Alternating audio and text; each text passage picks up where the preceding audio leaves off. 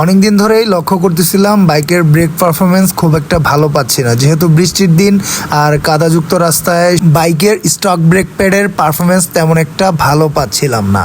যেহেতু স্টকে থাকে মেটালিক ব্রেক প্যাড, সেহেতু এবার ব্রেকিংয়ে নতুন কিছু ট্রাই করা যাক।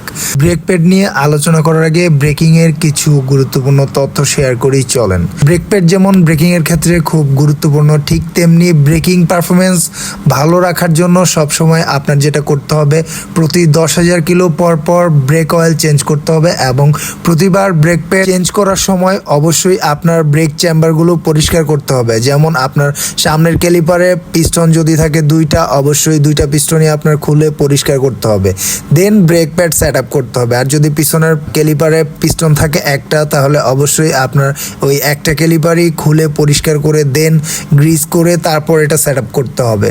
এতে আপনার ব্রেক পারফরমেন্স